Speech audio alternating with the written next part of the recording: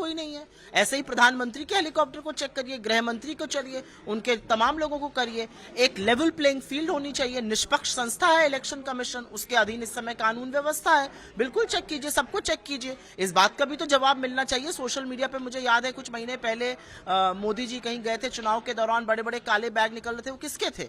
आज तक उसका जवाब ही नहीं मिला। हमें कोई दिक्कत नहीं है, हमारे पास क्या छुपा, साच को आज नहीं, किसी को भी कितना चेक कर लीजिए। पीएम मोदी ने कल मैसूर से कहा कि जो कांग्रेस है टुकड़े टुकड़े गैंग का सरदार है। पीएम मोदी इस देश को विभाजन करने की कोई भी चीज बाकी नहीं छोड़ेंगे।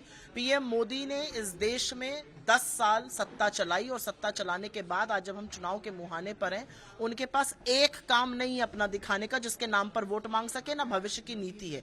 और इसीलिए उनके खोखले दावे और जुमलों से देश जो है वो हाथ जोड़ के कह रहा है, हो गया प्रभु, अब निकलिए यहां से, मुझे पहले अपनी बात खत्म करने दीजिए। प्रधानमंत्री मोदी किसको टुकड़े टुकड़े गैंग बुलाते हैं? आपके लोग कह रहे हैं संविधान को खत्म करना है, इसलिए वो 400 सीट मांग रहे हैं। आप उन लोगों को पहले कान पकड़ के अपनी पार्टी से बाहर कीजिए। असलियत यह है कि इन्हीं की सरकार से सदन में सवाल पूछा गया था और इनकी सरकार ने लिखित में जवाब दिया है, गृह मंत्री अमित शाह ने, कि ऐसा कोई गैंग नहीं है। तो प्रधानमंत्री काहे मुंह उठा के बेकार की इधर उधर की बातें करते हैं? अनर्गल मुद्दों की बात करिए ना, मुद्दों की बात जहां इनसे करने पे और लगते हैं भागने। अब दिल्ली पे आते हैं, मनोज तिवारी कन्हैया कुमार के ऊपर सवाल उठा रहे हैं और बीजेपी नहीं उठा रही है। मनोज तिवारी के एक साथी लद्दाख से भाजपा के सांसद हैं।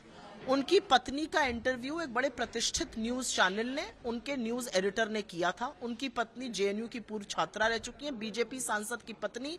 उन्होंने अपने सांसद पति की प्रेजेंस में कहा कि ऐसा कोई बयान कन्हैया कुमार ने कभी नहीं दिया था। दिक्कत की बात क्या है? मनोज तिवारी के हाथ पांव गए हैं फूल। मनोज तिवारी को पता है कि एक ऐसा व्यक्ति आया है चुनाव लड़ने जो मोदी जी को से सवाल पूछता है, उनसे डरता नहीं है, उनकी बखिया उधेड़ कर रख देता है। तो इस तरह की बातें आपको सुनाई देंगी। मनोज तिवारी के घटिया गानों से और मनोज तिवारी की गंदी राजनीति से वहां की जनता उकता चुकी है। केजरीवाल के अरेस्टिंग पे अभिषेक मनु सिंघवी जो उनके वकील, उन्होंने कहा कि चुनाव कैंपेन केजरीवाल ना करे इसलिए उनको गिरफ्तार किया गया है। मुझे ऐसा लगता है हर उस व्यक्ति को जिसको प्रताड़ित किया जाता है एजेंसी से, जिसको प्रताड़ित किया जाता है सीबीआई, ईडी, इनकम टैक्स से, वो इसीलिए किया जाता है चुनाव से भड़काने के लिए, चुनाव खत्म करने के लिए। लेकिन असलियत ये है कि जो राजनेता है वो जहां पर भी रहता है वो चुनाव लड़ता है।